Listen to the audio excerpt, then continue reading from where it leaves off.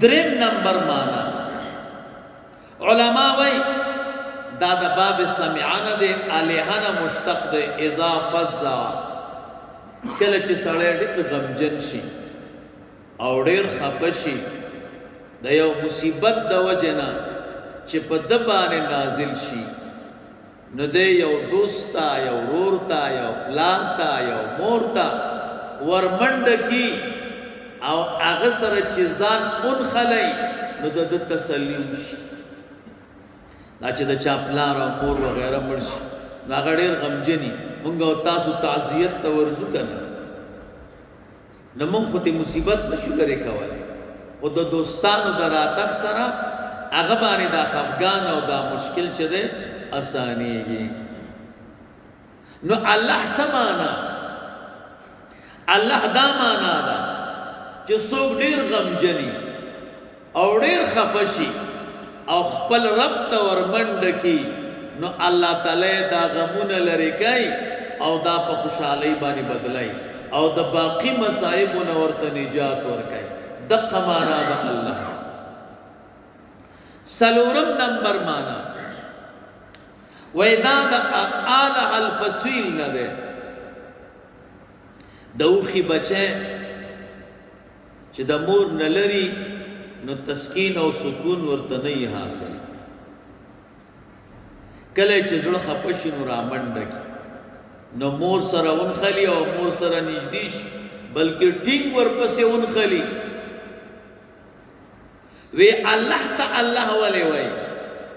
وای بندگان خپل رب پورې نخلي او یو ځای کېږي ورسره کله چې ورته مشکل پیښ شي او غمجن شي سکون ترېنه لاړ شي دا فوراً خپل رب یاد کړي څلورم نمبر معنا علما وی دا مثال دی د ولیحنه مشتق دی حیرانتیا ته وایي کله چې سړی حیران شي الله ته الله ولې وایي عقول د خدای پاک په ذات کې متحیر دي کله چې سړی د الله تعالی په دې خدای باندې سوچ وکړي نو بیا ډېر متحیر شي دا یو زمونږ او ستاسو رنګونه نه دي په کروڑونو او په اربونه انسانان دي وګوره د یو رنګ د بل نه جدا د یو شکل د بل نه جدا د دنیا یو کارخانه به پیدا نه کړي چې دا د لس شیان په یو منوال او په یو طریقه باندې پیدا کړي خامخا پکې تغییر او تبدیلی موږ او تاسو چې رخ تخلو که نه او هغه تان ختم شي یو تان او ټوټه مو کمه شي بیا دغه ټوټه په دې ټولو دوکانونو ګرځوه بیا نه پیدا کړي رنګ به همغه فرق به پکې د یو تان ټوټه او د بل تان ټوټې په منځ کې فرق او الله دا دومره بندگان پیدا کړي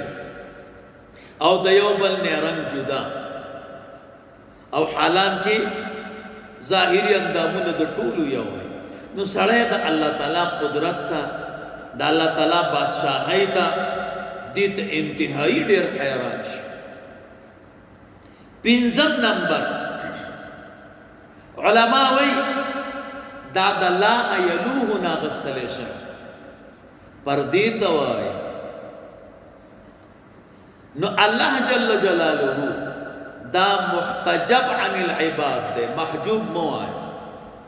محتجب عن العباد دے محجوب خو بیا متعدی دے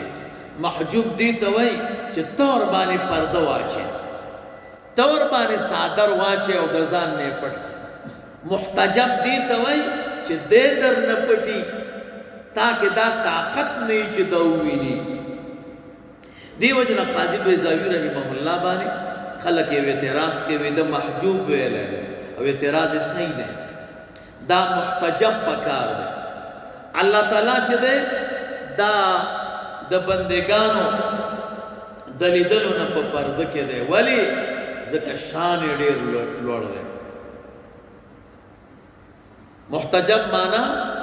مرتفع د الله تعالی شان ډېر لوی دی نو د شان د اوچتوالي د وجې نه دا مونږ او تاسو نه په پرده کې دی شپږم نمبر الله څه معنا الله اصل کې د الہنا مشتق د باب د سمعنا دلته معنا دا د عقل باندې پردرا وستل په عقل پردرا تلل قرآن کریم کې راځي تخبطه الشیطان من المس سوچ سود کوي نو د قیامت په ورځ باندې به ګرځي په عقل باندې به پرده راغلی نو الله تعالی ولې وایي وی چې څوک د رب جل جلاله په ذات کې په صفاتو کې الله تعالی په افعالو کې الله په خدای کې فکر وکړي نو دا تحیر دومره حد ته ورسیږي چې دا عقل باندې پرده راشي او حیران شي چې خدای څومره لوی بادشاہي دی دا یوازې د الله په ذات لپاره خلق نه حیرانېږي بلکې د الله تعالی افعال ہر شی کی جدا جدا حکمت پروت ہے منتب استادانو یو قصه کول یو سړی په لار روانو نو ګونګټ ولیدا ګونګټ کا فکر مکړی دا ګندګي دا را غونډي او به سوري تر وړي خو به داخله ولې نشي وی چې یا الله په هر کار کې د حکمت ده نو دی ګونګټ چې دا ګندګي را غونډ کړه او یو تشله غوندې ته جوړ کړه او دلته اوس دې سوري تم نشي داخله ولې او دا دې په دې کار اخته کړه ده نو دې کې څه حکمت ده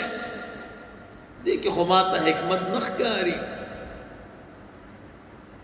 نو الله تعالی مریض کا معده کې زخم پیدا شي موږ تاسو ورته کینسر وایو عربی کې ورته داء العضال وایي څومره ډاکټرانو ته چې ورغی ورته وی نه روغی مړ کېږي د دې علاج نشته نو یو طبیب ته ورغی ګرځېده به هغه ورته وی د دې یو علاج شته خو هغه به ته ادوي به ونه خورې ورته وی چې هر څومره سخته دوایي خو د مرګ نه خو به اسانه دا څنګه دوا ده چې زه نشم خوړی ورته وی هغه ګونګټ چې ګندګي را غونډه کړي نو هغه تشلی به 3 دانې خوري ورته وی حکیم صاحب زه پوه شوم زه بغیر د هغې نه نه صحیح کړم ما د الله تعالی په یو فعل باندې اعتراض کړ نو چې دا 3 تشلی وخوړې نو روغه جوړ شو بیا وی چې خدایا د نن نه بعد به زه ستا په افعالو اعتراض نه کوم نو یو ځل ملګرو سره په کشتۍ کې ناست دی او د دریاب چپې پې راغلی او ټول وی یا الله خیر او سبحان الله لا اله د هیڅ نه بس ناست دی اوبه پې راځي غږ نه کوي چې دې خوا کشتۍ را واوړېده خدای پاک د غرق کېدلو نه بچ کړو ملګري ورته غوسه شو ورته وی تا خو نه دعا کوله نه دی الله اکبر وی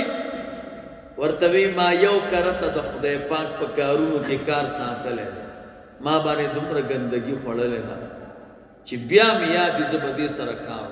بس د خدای خوښه ده که مې غر کوي او که مې ژوندی کوي او کار سره کوي نو د الله تعالی افعالو کې حکمت ده اگر که د هغې په حقیقت مونږ او تاسو نه پوهېږو یو کتاب ده سنت نبوی اور جدید سائنس هغې کې یوه خبره کړې وی یو ځل چینیان را جمع شو او وی چې دا چرچڼې به د دې چین نه وباسو دا خو ډېر غنم خوري او حساب یې وکړه خو بلاګانې دي او ضرب یې ورکړه چې دومره کروړه خروار غنم دا چرچڼې خوري او دا چې لرې کو بس دا غنم به راته بچت شي نو چرچڼې مړې کړې او ختمې کړې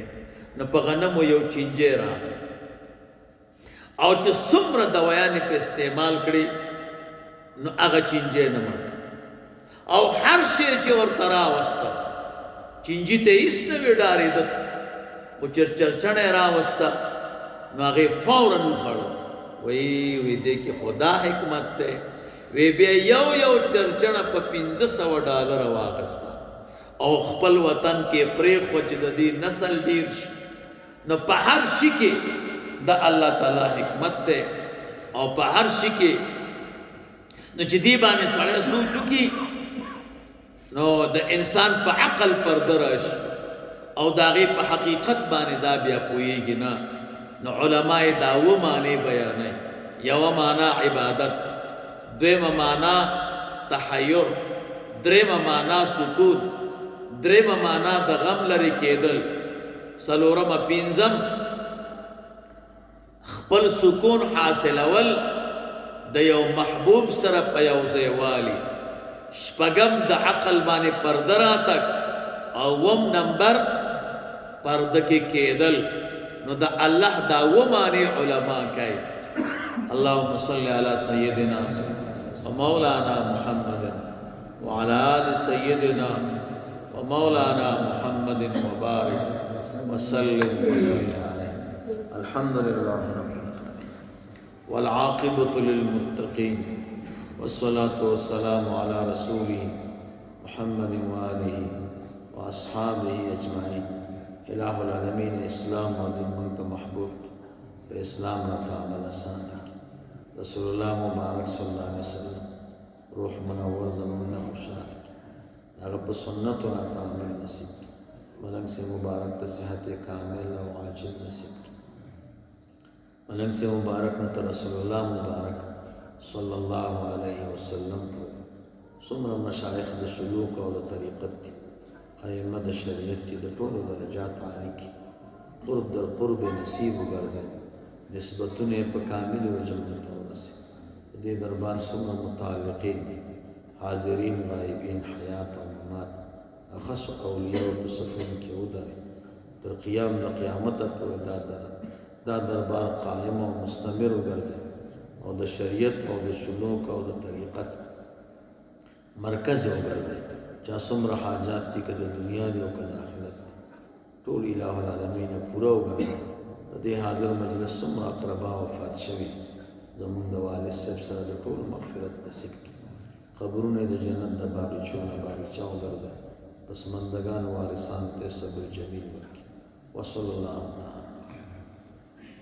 جزاکم الله.